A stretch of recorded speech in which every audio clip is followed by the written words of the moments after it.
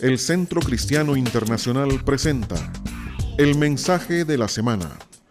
Un mensaje inspirador que lleva el propósito de edificar y transformar su vida personal y familiar a través de la renovación de su entendimiento espiritual. Queda con ustedes el mensaje de la semana. Pero ya está la cruda realidad del pecado en cuanto a su retribución, en cuanto a su factura. Y quiero observar esa palabra para ustedes. Dice la paga del pecado. Lo que se tradujo como paga proviene del griego en los textos originales, el griego opsonion. Y opsonion, que se tradujo como paga, literalmente significa la ración de un soldado. En el griego koiné, griego antiguo en que se escribió gran parte de, sobre todo en términos originales del Nuevo Testamento, lo que se traduce como paga, opsonion, literalmente la ración, la paga de un soldado.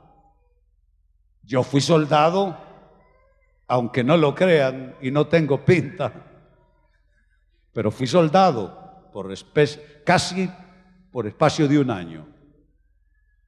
Y los soldados esperábamos nuestra paga cada tanto que nos tocaba.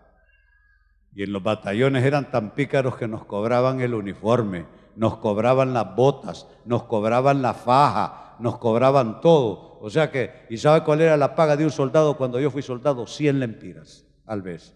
O sea, te venían dando 30 pesos al final de cuentas. Pero bueno, ese es otro tema. Opsonio, literal, ración de un soldado. Por extensión se traduce como estipendio o pago. Y se refiere, señores, al resultado final de una actividad visto como algo que se recibe en retribución. En este caso, la actividad es el pecado con su paga respectiva. Dice que la paga es la muerte. Muerte es sinónimo de todo proceso destructivo en cualquier ámbito, en cualquier escenario, en cualquier circunstancia. Así es que vemos que no es una palabra que vamos aquí nosotros a tratar de acomodar para hacerla que encaje a la fuerza. Paga es paga, señores. Es salario, opsonion. Es lo que viene como retribución de una actividad que uno ha realizado, y en este caso la actividad es el pecado, dice San Pablo. Así es que esto es lo primero. La segunda declaración contundente en forma introductoria en este tema es que la maldad corre de manera generacional. Note usted lo pesado de las dos declaraciones.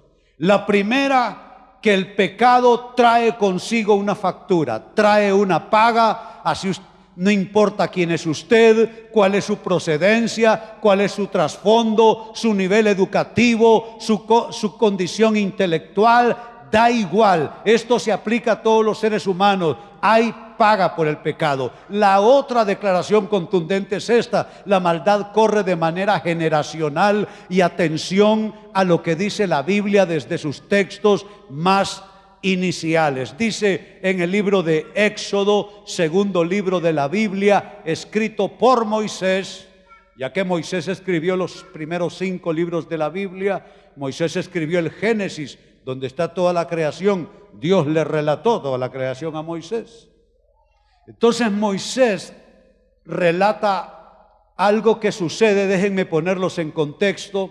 Moisés se enojó cuando bajó del monte Sinaí y encontró al pueblo de Israel en una gran orgía con un becerro de oro que Aarón, su hermano, les había hecho para satisfacerlos, tipo cobarde que hacía lo que la gente quería.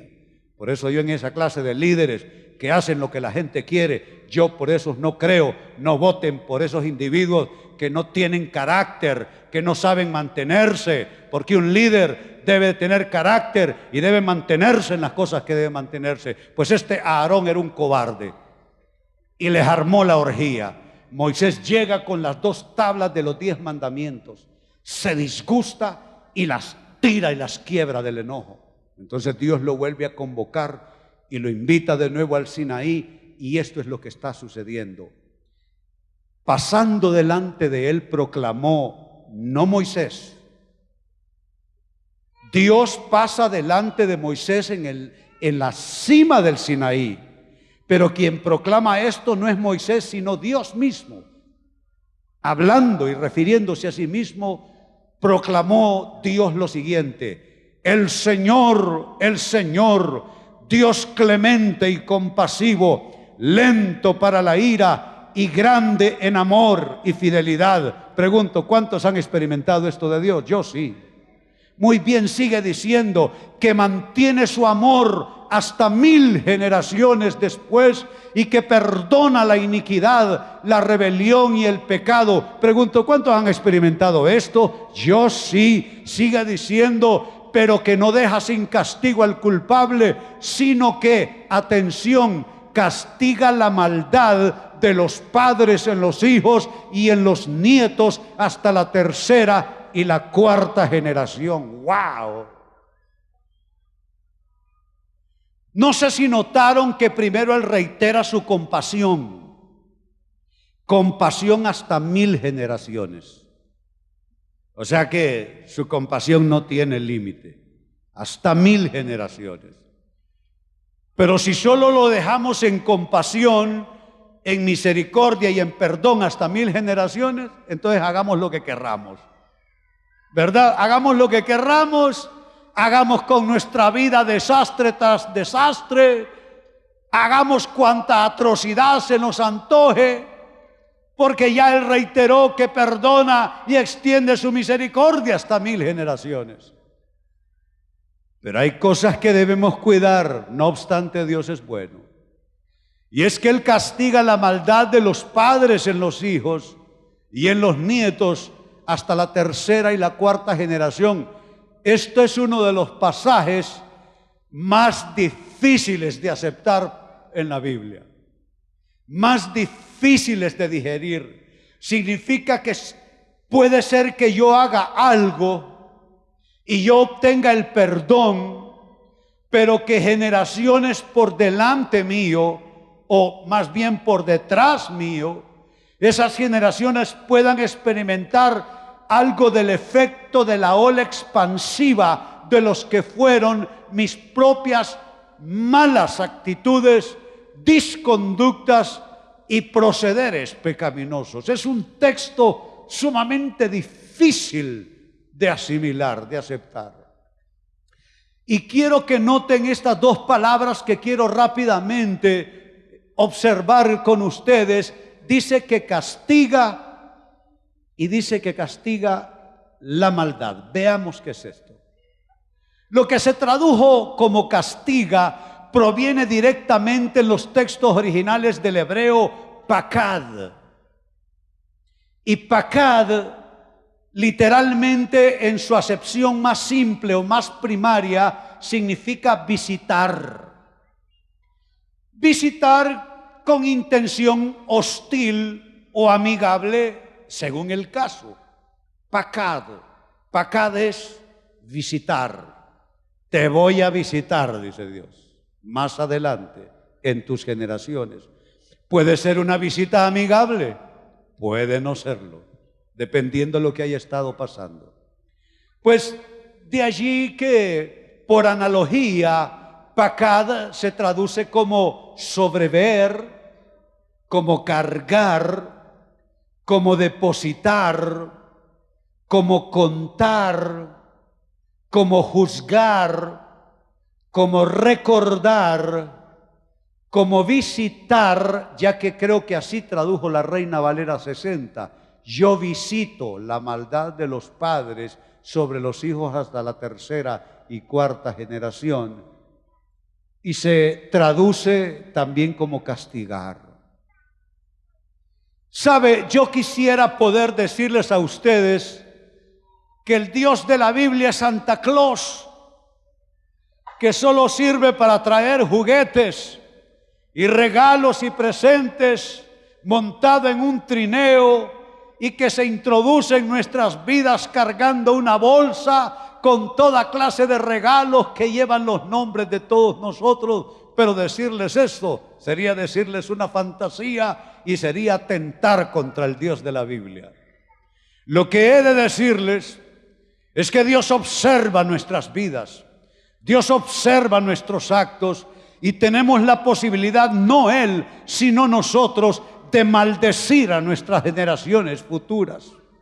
Hijos, nietos, bisnietos, que cuando tú y yo seamos solamente historia o una retratera puesta en un lugar en la sala, pudiera ser que alguien totalmente inocente estuviera recibiendo la cruda retribución, la paga, el opsonion que ya vimos, que es la paga y la factura de nuestras disconductas generaciones después, y que este pacad divino nos alcance, nos visite, cargue con lo nuestro, haga un depósito a nombre nuestro, cuente, juzgue, recuerde y castigue las cosas que nosotros hicimos en esos momentos de locura. Porque, señores, la única manera de calificar el pecado es como un momento de locura en nuestras vidas.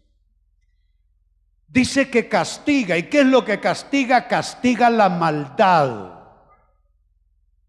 Y también vale la pena observar esa palabra. Es el hebreo avon. Se traduce como perversidad, esto es perversidad moral.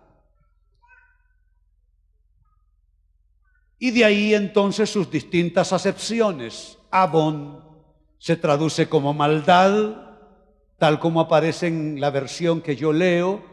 Se traduce como falta, como culpa de iniquidad y como pecado. Así se traduce.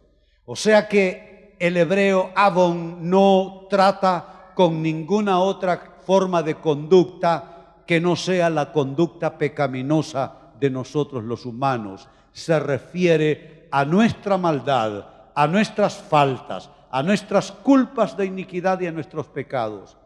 Y la expresión que dice que Él visita nuestros yerros y pecados en las generaciones que vienen por delante, esa expresión que hemos leído en la Biblia muestra que la iniquidad y su castigo continuarán en la familia si se dejan sin resolver en el Señor.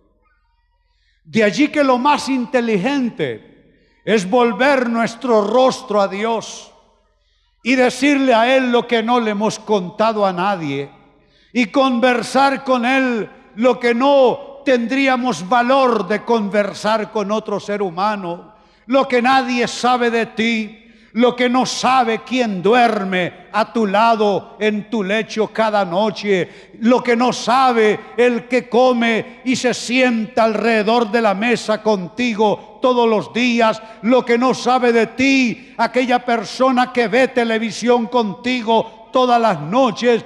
Qué importante es hablar con Dios lo que por una u otra razón no podríamos hablar con otra persona, porque puede ser que si tú lo platicas con esa persona, más que liberarte o liberarla a ella, le vas a causar un daño para el resto de su vida.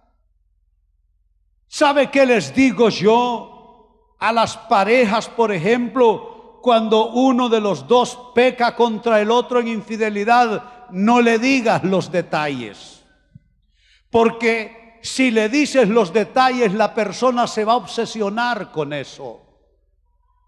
Se va a obsesionar. ¿Han leído la parábola del hijo pródigo? Dice esa parábola que él desperdició los bienes del padre viviendo perdidamente. Es lo único que dice. Y perdidamente puede ser hacerse bolo, vago, hippie como fui yo, drogo como fui yo. Hay tantas formas de vivir perdidamente. Pero el hermano mayor del hijo pródigo, él quiso saber detalles y le dijo a su papá: pero este hijo que regresa, que ha desperdiciado tus bienes con prostitutas, él quería los detalles. Yo les digo, no le digas los detalles, porque la persona se va a obsesionar y puede ser que nunca logre liberarse de los daños de una confesión mal hecha. ¿Sabe? Confiésale hasta el último detalle a Dios. Él sí necesita, no él saber, porque lo sabe. Tú necesitas vomitar hasta lo último. Provócate el vómito de la confesión delante de Dios y asegúrate haberte provocado tan hondo el vómito que lo vas a soltar todo delante de Dios y quedarás libre de esto, del avon, la culpa por la iniquidad, para que esa iniquidad y su castigo no continúen un curso de movimiento, de avanzada, de invasión, de conquista, de enfermedad, de esclavitud sobre las generaciones que vienen por delante. Dos grandes y contundentes afirmaciones en la Biblia. Uno, el pecado trae obsonion, trae factura consigo, y dos, la iniquidad corre de manera generacional, aunque no lo sepa nadie, quedará corriendo y será, escucha bien la palabra, será transferido hasta la tercera y la cuarta generación. Dicho esto, nos conviene entonces ofrecer un par de ejemplos bíblicos de cómo es que opera este fenómeno de que el pecado produce patrones conductuales, que es mentira eso de que lo haré una vez. Por lo general lo hiciste una vez, lo hiciste dos, y si lo hiciste dos, lo hiciste tres, y luego se produce el patrón. Quiero darles un par de ejemplos bíblicos sobre cómo pecado produce patrones y patrones definen destino. Primer ejemplo, el patriarca Abraham en cierta ocasión mintió sobre su esposa. Escuchen el relato. En Génesis 20, versos 1 al 4, luego doy un saltito al verso 11 para ahorrar tiempo, dice: Abraham partió desde allí en dirección a la región del Negev y se quedó a vivir entre Cades y Sur. Y dice, mientras vivía en Gerar, Abraham decía que Sara, su esposa, era su hermana. Entonces Abimelech, rey de Gerar, mandó llamar a Sara y la tomó por esposa. Sigue diciendo, pero aquella noche Dios se le apareció a Abimelech en sueños y le dijo: puedes darte por muerto a causa de la mujer que has tomado, porque ella es casada. Pero como Abimelech todavía no se había acostado con ella, le contestó: Señor, ¿acaso vas a matar al inocente? Porque él solo miró una mujer hermosa, y como era el rey, la quiso traer para que fuera una de sus esposas, de sus mujeres. Entonces este rey, saltando al verso 11, le reclamó a Abraham la mentira. Y Abraham, cuando el rey le reclama, contestó: es que yo pensé que en este lugar no había temor de Dios y que por causa de mi esposa me matarían. Y sigue con su explicación: pero en realidad ella es mi hermana, porque es hija de mi padre, aunque no de mi madre, y además es mi esposa. Déjenme decirle mi comentario a esta pésima explicación. Mi comentario a esta explicación es esto: esta media verdad de Abraham es un engaño pecaminoso, no es una explicación legítima. Lo que está diciendo es que él mintió dos veces. La primera vez simplemente dijo: es mi hermana, por miedo. ¿Sabe? Uno no debe dejarse llevar por el miedo lo lleva al pecado a uno. El miedo es uno de los factores que te pueden llevar al pecado. Mejor lidiar con el miedo. Hay quienes mienten por miedo. Hay quienes siguen enredados por miedo. Hay quienes no rompen con algo malo por miedo. Entonces viene en segundo término a mentir con más elegancia, con más sofisticación, y le dice, es que en cierto sentido es mi hermana, porque es hermana de uno de mis es hija de uno de mis padres, lo cual es cierto, pero igual sigue mintiendo, sigue buscando explicaciones que no son. Ahora, curiosamente, eso hizo él, y 70 años después su hijo, escuché bien, 70 años después su hijo Isaac hizo exactamente lo mismo. ¿Por qué razón? Porque el pecado produce patrones y los patrones definen destino. Veamos el caso. En el libro del Génesis, capítulo 26, versos 6 hasta el 10, dice, Isaac se quedó en Gerar, interesantemente en el mismo lugar. ¿Sabe que hay una interesante conexión en los lugares? A veces en un lugar sucedió algo, una tragedia, un hecho inusual de ciertas proporciones dramáticas. Por eso uno, cuando se mueve de una casa a la otra, por ejemplo, uno debe de orar limpiando la atmósfera de esa casa. Porque tú no sabes qué quedó gravitando espiritualmente en el ambiente. Cuando tú le compras un auto a un desconocido, tú oras por ese auto porque tú no sabes qué pasó en el habitáculo. Ahí pudo haber habido desde sexo y de repente comenzarte tú a sentir raro, con deseos raros. Se pudieron haber cometido cualquier clase de actuaciones de toda índole, y si le compras un carro usado, puede ser que se lo compres a un desconocido, tú no sabes. Ora por el carro, porque los lugares quedan impregnados espiritualmente de las cosas que han sucedido en los alrededores.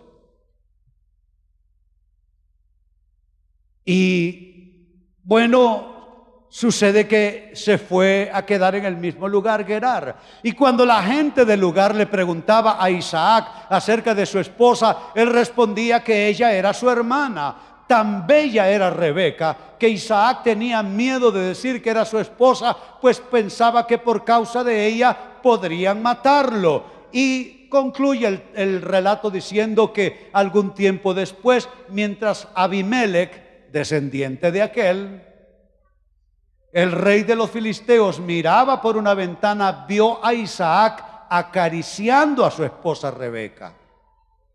Y mire la reacción, verso 9. Entonces mandó llamar a Isaac y le dijo, ¿con que ella es tu esposa? ¿Por qué dijiste que era tu hermana? Yo pensé que por causa de ella podrían matarme, contestó Isaac como respuesta. A lo cual el rey replicó, ¿por qué nos hiciste esto? Replicó Abimelech, alguno de nosotros podría haberse acostado con tu esposa y tú, escuche bien, tú nos habrías hecho a todos culpables de ese pecado. 70 años después, su hijo tuvo la misma conducta. Segundo ejemplo, el rey David. El rey David, somos aficionados al rey David, nosotros los creyentes en la Biblia. Nos encantan los salmos. ¿Quién lo primero que busca leer al abrir la Biblia es un salmo? No me vengas a decir que lo primero que buscas es el libro de Apocalipsis. No me vengas a decir que lo primero que buscas es el libro de Job para inspirarte. No, por lo general buscas a un salmo. Vivimos prendados del corazón de David. Pero David, como cualquier humano, tenía sus debilidades. Y David tenía afición por las mujeres. Entonces él fue proclive a tener muchas mujeres, y solo déjenme, como dicen, como muestra un botón, déjenme darle una pequeña muestra de esta afición. Segundo libro de Samuel, capítulo 3, versos 2 al 5. Mientras estuvo en Hebrón, David tuvo los siguientes hijos. Su primogénito fue Amnón, hijo de Ahinoam, la jezreelita; el segundo, Quileab, hijo de Abigail, la viuda de Nabal de Carmel; el tercero, Absalón, hijo de Macá, la hija del rey Talmai de Gesur. Sigue diciendo el cuarto, Adonías, hijo de Hagit; el quinto, Cefatías, hijo de Abital. Noten que no es con la misma, no noten el nombre del hijo, es que por cada hijo viene una mujer. El sexto, Itreán, hijo de Eglá, que era otra esposa de David. Estos son los hijos, y aclara el cronista bíblico, son los hijos que le nacieron a David mientras estuvo en Hebrón. Solo mientras vivió allá. Es como que yo les dijera, miren, mi adolescencia yo viví en Comayagüela. Entonces, mientras yo en Comayagüela, y les haga la lista.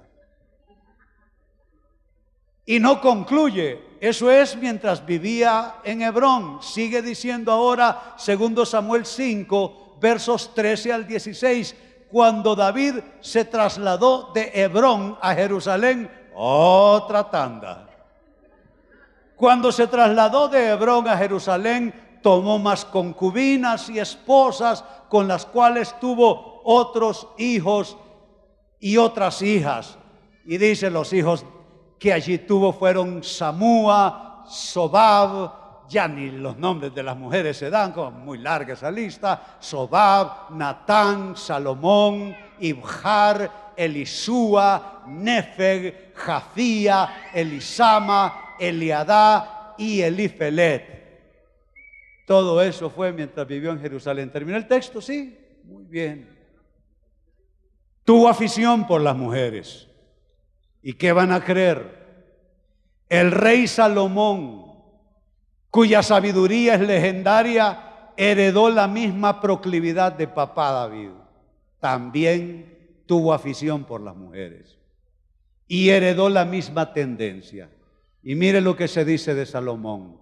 Primer libro de Reyes, capítulo 11, versos 1 al 4. Ahora bien, además de casarse con la hija del faraón, el rey Salomón tuvo amoríos con muchas mujeres moabitas, amonitas, edomitas, sidonias e hititas, todas ellas mujeres extranjeras, que procedían de naciones de las cuales el Señor había dicho a los israelitas: no se unan a ellas, ni ellas a ustedes, porque de seguro les desviarán el corazón para que sigan a otros dioses. Con tales mujeres se unió Salomón y tuvo amoríos, y concluye diciendo, tuvo 700 esposas. Dios mío, 700 esposas, doña Aide, 700 esposas.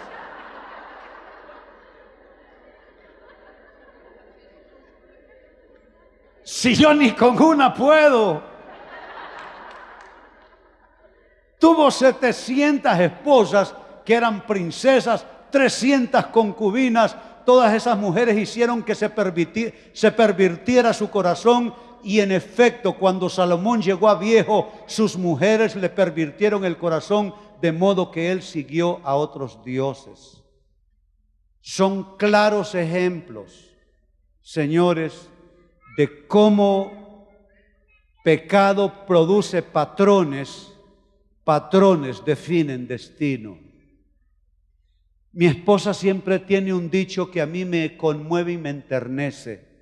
Cuando ella mira a todos esos criminales que la policía atrapa y los golpean y los meten a la cárcel, y seguramente merecida la tunda que les dan antes de encarcelarlos, pero mi esposa suele decirme, ese marero, ese asaltante, ese asesino, ese criminal, ese traficante seguramente fue el bebé de alguien un día. Fue el bebé de alguien que alguien tuvo entre sus brazos con amor. Pero saben, el pecado es algo poderoso y el pecado visita las familias. ¿Sabe a dónde le gusta enquistarse el pecado? En las familias, no solo en los individuos. Le gusta crear quiste y tumoración, de tal manera pues que familias enteras vivan bajo esto. No sé si tengo un comentario más en mis notas antes de pasar a lo que será nuestro siguiente aspecto. Si no, pasamos a ello de inmediato. Quiero que vayamos buscando cerrar este tema respondiendo esta pregunta. ¿Cómo es que sucede este fenómeno? Este fenómeno de que el pecado produce patrones y los patrones definen destino. ¿Sabes? Un concepto importante. ¿Qué tal si lo repetimos? Decimos, pecado produce patrones. Patrones definen destino. Da hasta miedo decirlo, ¿verdad? Algunos apretaron la boca y, uy, yo no quiero decir eso tan feo. ¿Cómo sucede este fenómeno? Te explico cómo. Antes te leo un texto. En Romanos 6, versos 16 al 18, Pablo escribió algo que yo digo que puede ser lo peor o lo mejor para nosotros, dependiendo de dónde estemos en cuanto a este versículo. ¿Acaso no saben ustedes que cuando se entregan a alguien para obedecerlo, son esclavos de aquel a quien obedecen? Noten la palabra entregan y esclavos. Tú te entregas a algo, se genera un proceso esclavizante en ti. Sigue diciendo, claro, ¿dónde me quedé? Esclavos de aquel a quien obedecen. Claro que lo son, dice, ya sea del pecado que lleva a la muerte o de la obediencia que lleva a la justicia. Pero gracias a Dios, dice Pablo, que aunque antes eran esclavos del pecado, ya se han sometido de corazón a la enseñanza que les fue transmitida. ¿Cuántos eran esclavos del pecado y ya no son? Yo, aunque sea por fe, lo digo, día y noche, me miro la cara al espejo cada mañana, cada noche al cepillarme y me digo, Señor, te doy gracias que soy alguien que fue totalmente liberado. ¿Cuántos quieren sentir en su espíritu que son esa persona que ha sido liberada? Claro que sí. Gracias a Dios que aunque antes eran esclavos del pecado, ya se han sometido de corazón a la enseñanza que les fue transmitida. En efecto, habiendo sido liberados del pecado, ahora son ustedes esclavos de la justicia. ¿Cuántos profetas se declaran liberados del pecado? Yo sí. Si tuviera cuatro manos levantaría. Sirva este pasaje para crear un colchón de seguridad a la explicación que viene.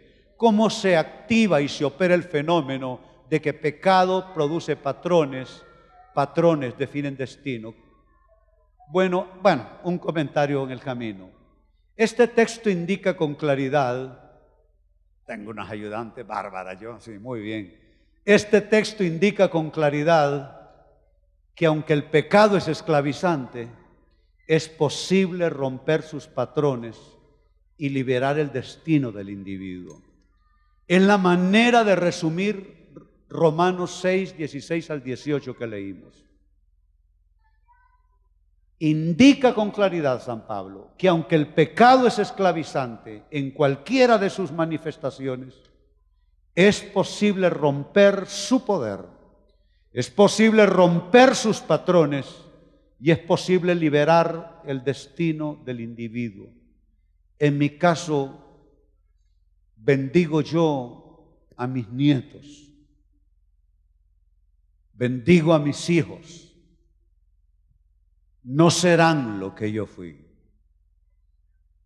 No tendrán la vida de drogas que yo tuve cuando adolescente.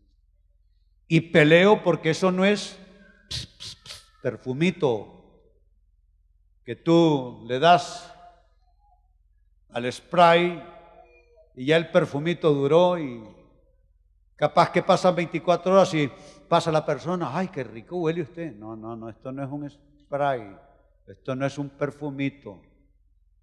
Esto es algo por lo cual hay que combatir todos los días. Declarar a tus hijos libre de todo gravamen, libre de todo tributo y de toda esclavitud generada por conductas, sean tuyas o de tus antepasados. Algunos de ustedes tienen antepasados que practicaron formas de hechicería o de ocultismo. Algunos de ustedes tienen marcas de ciertos pecados practicados en oculto. Algunos de ustedes tienen secretos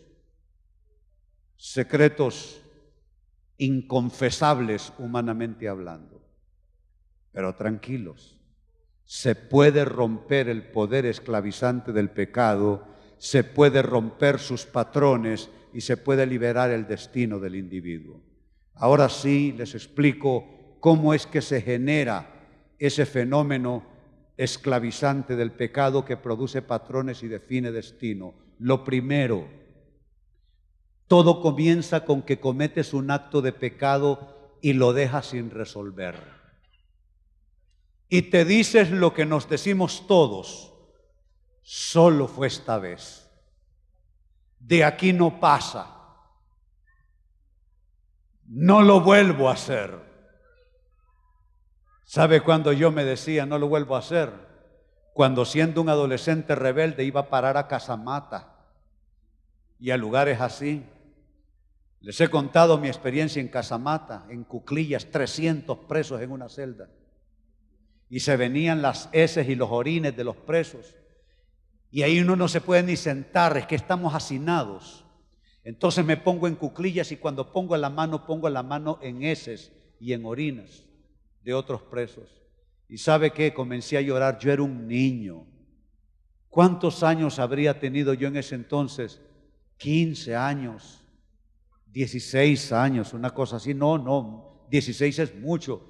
Andaría entre mis 14 y 15 años. Y me dije, no lo vuelvo a hacer. ¿Y qué van a creer? A la semana estaba haciendo peores cosas. Comienza con un acto de pecado que lo deja sin resolver. ¿Qué es resolverlo? Resolverlo es arrepentimiento, confesión y perdón. Estamos hablando de Dios. Estamos hablando de Dios, porque déjame decirte que confesarle tus pecados a otro ser humano igual que tú, no importa que tenga una abolengo espiritual mayor que tú, eso es una práctica que utilizó la iglesia cristiana histórica, pero eso no está en la Biblia, que tú ocupes un confesor. Eso no está en la Biblia. Tu confesor se llama Jesucristo. Él es tu único y sumo sacerdote.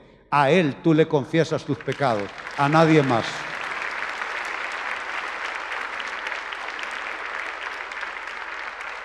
Es que no tiene sentido.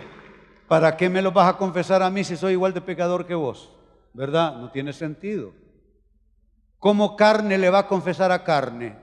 Materia a materia. No. Tú se lo confiesas al sublime, al Altísimo, al que es totalmente santo y al único que te puede realmente redimir y perdonar. Entonces resolver eso es arrepentimiento, confesión y perdón. ¿Qué tal si decimos estas tres palabras? Arrepentimiento, confesión y perdón. Son grandes palabras en Dios. Dos, en ese proceso, ese pecado pide más. Ese pecado sin resolver en Dios mediante arrepentimiento, confesión y perdón, te pide más y te lleva a una conducta pecaminosa reiterada y mayor. Lo he visto en todos los casos, señores. Cuando antes que hacía consejería, por el amor de Dios, estoy retirado, estoy más viejo que el polvo, ya no doy consejerías. Busquen a los pastores. Ya no soy pastor de esta iglesia, soy invitado nada más. Me invitan a predicar. Jubilado a casi ya a punto. Este que es más viejo que yo, bien sabe, nos conocimos en la juventud. Lo he visto en caso tras caso. Te lleva a algo más. Y a algo más grueso, más pesado, con mayor volumen, con mayor peso. Tres, en ese proceso, ese pecado cometido de forma reiterada se convierte en una total conducta esclavizante sobre tu voluntad. Eso fue lo que Pablo explicó en su carta a los Romanos, que aquello se le convirtió en una ley interior que lo obligaba a pecar. Se te convierte en una ley interior, subyuga tu voluntad. Tú aquí no quieres, pero no logras levantar tu voluntad, no logras emancipar tu voluntad. Entonces tú dices, esta cosa me tiene controlado, y efectivamente te ha esclavizado, ha logrado invadir el ámbito de tu voluntad, y ya cuando la voluntad de uno no le funciona, está, como diría un colega mío guatemalteco, ya cuando tu voluntad no te funciona, estás frito y sin manteca.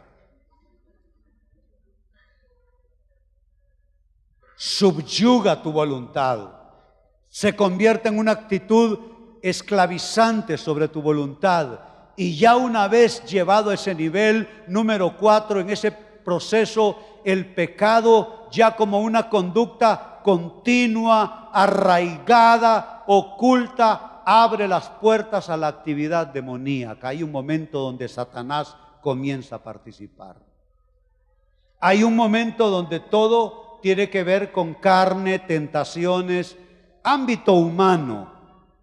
Pero hay un momento en que eso es ya tan esclavizante y tan arraigado en ti, es tan reiterado, es tan difícil de romper, que se convirtió en una puerta abierta a la actividad demoníaca. Entonces Satanás viene buscando de dónde meterte candado del todo.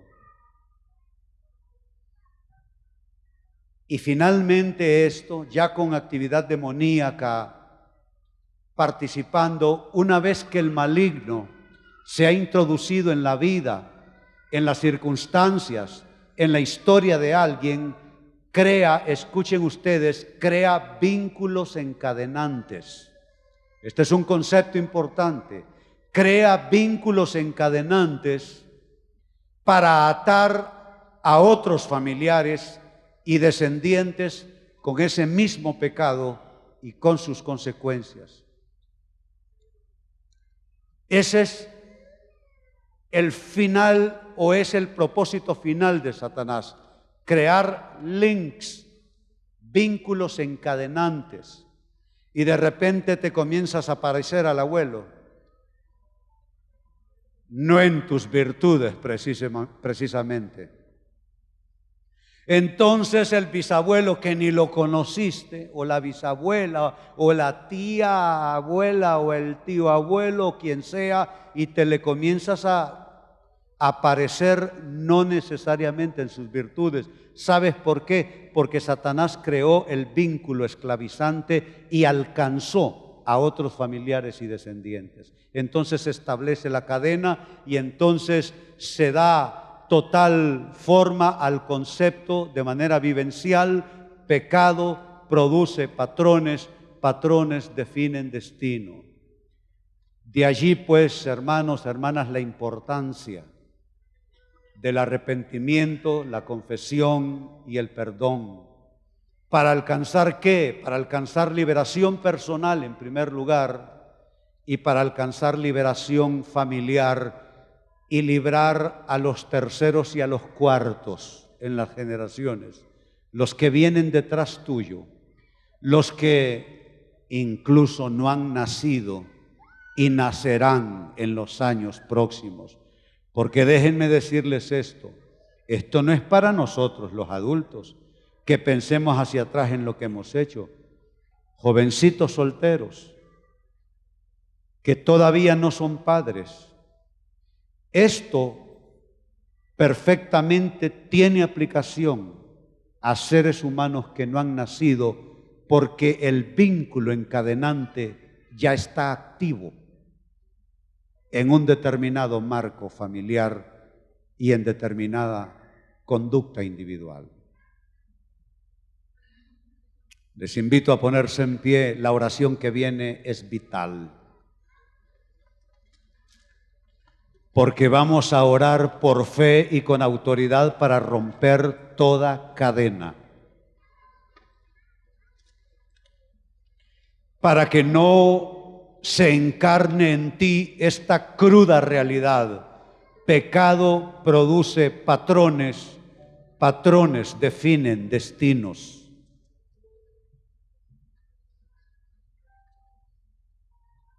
Como es de cierto que hay enfermedades genéticamente hereditarias, yo precisamente heredé 2 enfermedades. Una enfermedad neurológica y diabetes, que fue de lo que murió mi padre y otros familiares. Saben, les dije con un gozo al comenzar que sentí el golpe de sanidad de parte de ustedes cuando oramos por enfermos aquí, porque no hay día donde yo no me imponga las manos en mi pecho y diga: Señor, yo me declaro sano. Señor, yo me declaro libre, Señor. Porque como les dije, esto no es un perfumito que te echas encima. Esto es algo que tú declaras y combates hasta que esa cosa se fue, hasta que esa cosa se desarraigó. La oración que viene es importantísima, porque podemos estar con esa oración rompiendo el concepto, y más que el concepto, la experiencia de que pecado produce patrones y patrones definen destinos. Mi primera oración, si alguien necesita a Cristo en su corazón, incline su rostro donde está y repite esta oración. Dígale: Señor Jesús, yo quiero el bien para mí en esta vida y en la eternidad. Por esa causa te entrego mi corazón. Me confieso pecador delante de ti y te doy gracias por morir por todos mis pecados. Recibo tu perdón. Ven a morar a mi corazón. Límpiame. Hazme una nueva criatura. Haz que las cosas viejas pasen, que todas sean hechas nuevas en mi vida, en el nombre de Jesús. Si alguien hizo esta oración, levante las manos para indicarlo, porque esto no es secreto, esto tiene que ser demostrado. Los que levantaron sus manos, manténganlas levantadas. Hay manos levantadas por todos lados en el auditorio, desde estas primeras filas, aquí en la parte. Solo les pido mantener la mano levantada para que nuestros servidores lleguen a hacer una oración por ustedes. Mientras tanto, activamos la presencia de Dios con nuestra alabanza y le decimos al Señor antes de orar: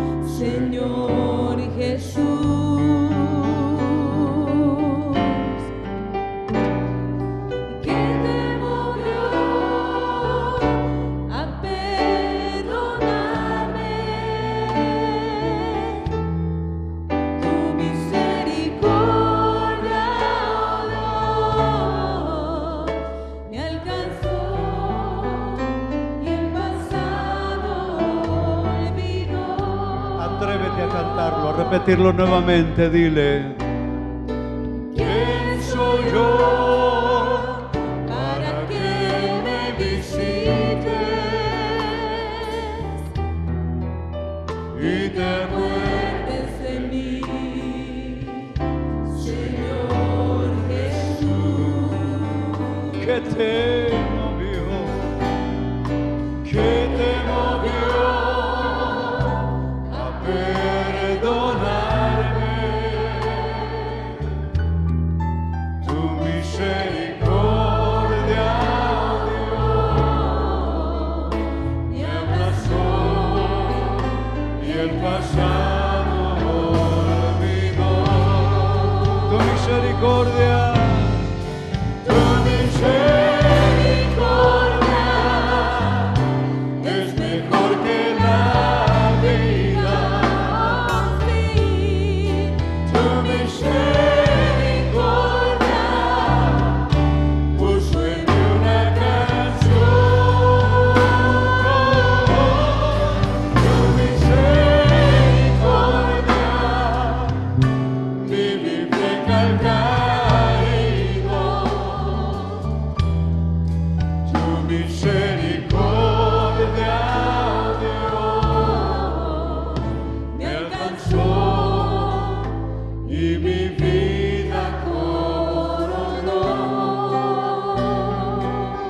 Déjense arropar por este canto, aleluya. Oh, cúbranse con él como con un manto. ¿Quién soy yo para que me visite y te acuerdes de mí, Señor Jesús? Oh, Señor, ¿qué te movió a perdonarme? Tu misericordia, Dios, me abrazó y el pasado olvidó. Oh, Señor, tu misericordia es mejor que la vida. Tu misericordia puso en mí una canción. Tu misericordia vivifica al caído. Tu misericordia, Dios, me alcanzó y mi vida coronó.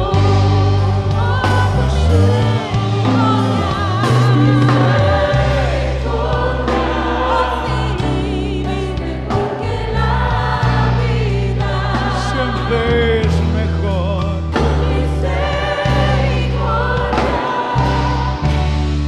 Vivifica al caído.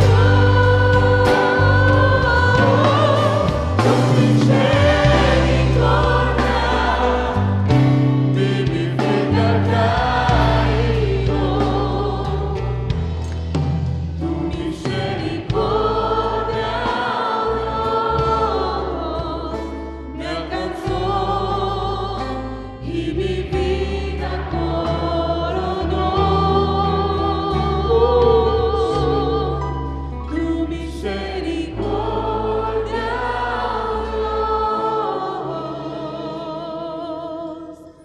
Dios, me alcanzó y mi vida coronó.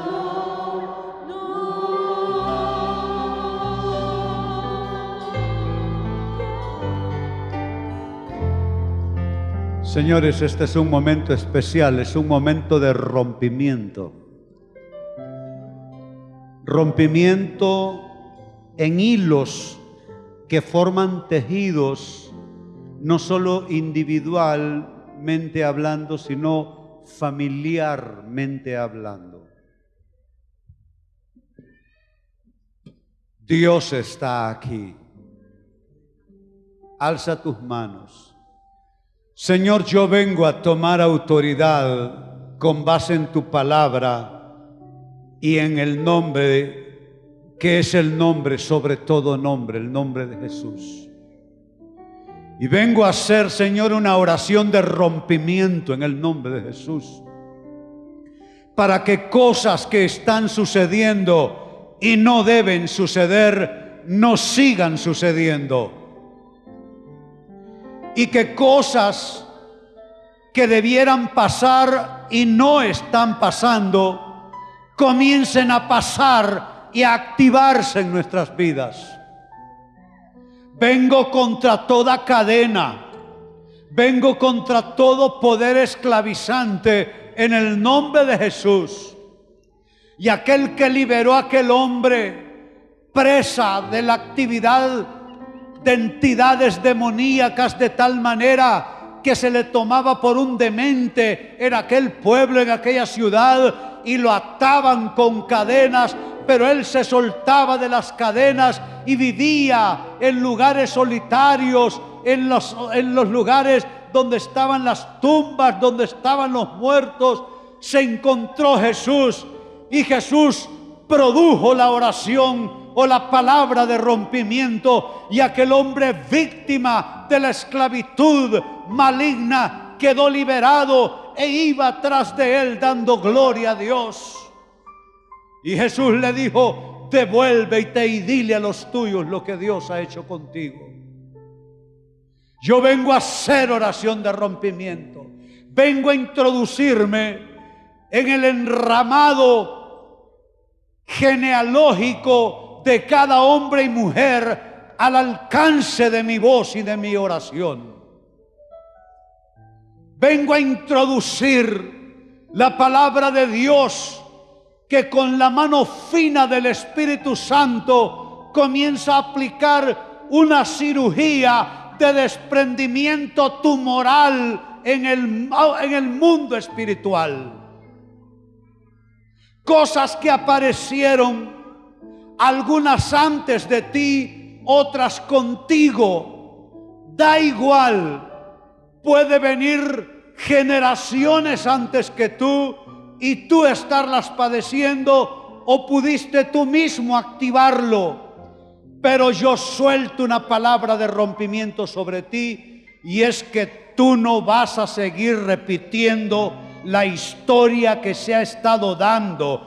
Tú no vas a volverte proclive, esclavo, con la misma tendencia a fracasar en las mismas cosas, a tener los mismos pecados, a adolecer de las mismas conductas esclavizantes de otros en el tramado genealógico familiar. En el nombre de Jesús pido que el bisturí de Dios haga el corte. Alza tus manos ahora mismo. Un corte tan fino que ni lo sentirás. Pasará entre sistemas nerviosos espirituales, pasará entre áreas sensibles de tu espíritu, y lo que estoy diciendo es bíblico. La carta a los Hebreos dice que la palabra de Dios penetra como espada de doble filo hasta partir los tuétanos y llegar hasta lo más profundo del corazón y del interior humano. Pido que la palabra,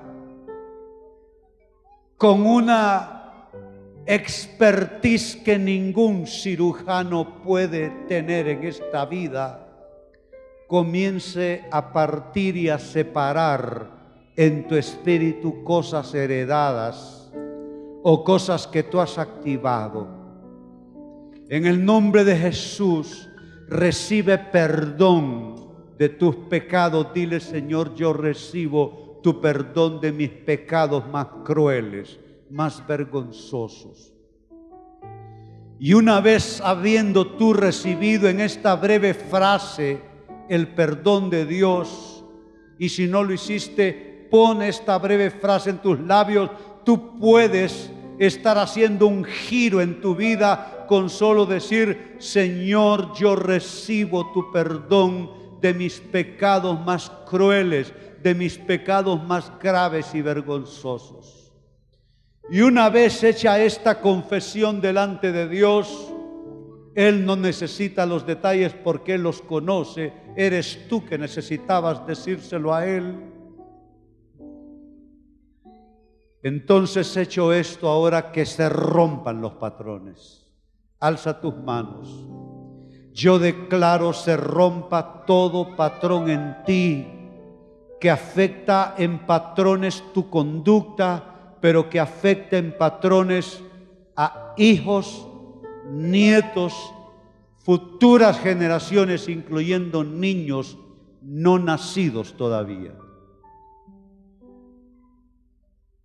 Yo bendigo el vientre que no ha concebido todavía, y declaro que tu vientre concebirá hijos que vendrán en bendición.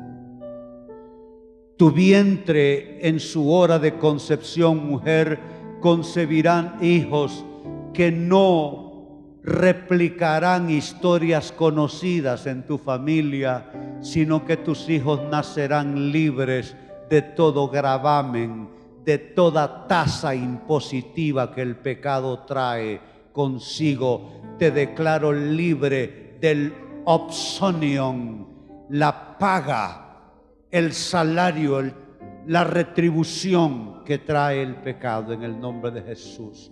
Se rompa todo patrón individual, familiarmente, hablando en el nombre de Jesús. Todo patrón esclavizante se rompe, y alza tus manos y declaro libre tu destino. Declaro libre tu destino, hombre. Declaro libre tu destino, mujer. Tú no estarás ligado a destructividad. Tú estarás ligado a la persona de Cristo, que es tu libertad, tu gran libertador. Él es tu sanador, Él es tu protector. Ahora mismo, dice Pablo, el ministerio de Cristo es interceder como sacerdote delante de Dios por nosotros. Él ahora mismo intercede para que la oración que hace este pastor por ti sea efectiva en el trono de Dios. Oh Cristo, como intercesor, intercede poderosamente por la liberación del destino de cada hombre y mujer, no solo de su destino eterno, su destino, su historia en esta vida, liberada completamente, Señor. Y Padre, deshago el poder de este concepto espiritual y de esta experiencia. Pecado produce patrones, patrones definen destinos. Eso no te sucederá. Lo declaro por fe en su palabra escrita, por fe en su autoridad, su Santo Espíritu, y así te declaro libre. Dale gracias al Señor. Dale gracias al Señor.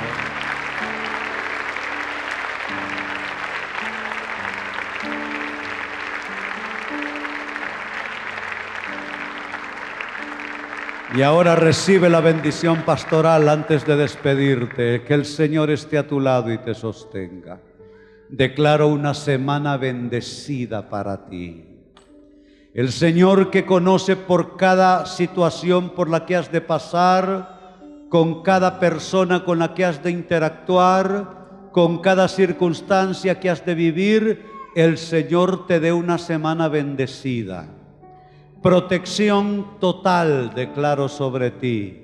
Provisión, si tienes por ahí un recibito, una factura que no sabes cómo pagar, declaro provisión milagrosa de Dios para ti. Si tienes uno que otro achaque, yo declaro que tu cuerpo es un templo. Y si tu cuerpo es un templo, entonces que la bondad de Dios se derrame como un aceite medicinal sobre tu cuerpo y tengas salud. Tus noches serán serenas, sin sobresaltos, sin preocupaciones, sin estados de ansiedad ni obsesivos, quitándote el sueño. Donde falte paz, que venga la paz. Donde haga falta el milagro, que venga el milagro. Donde haga falta la provisión, que venga la provisión. Así te bendigo esta semana, en el nombre del Padre, del Hijo, del Espíritu Santo. Decimos todos, amén, que así sea. El Centro Cristiano Internacional presentó el mensaje de la semana. Le esperamos el próximo domingo a esta misma hora. Continúe con nosotros.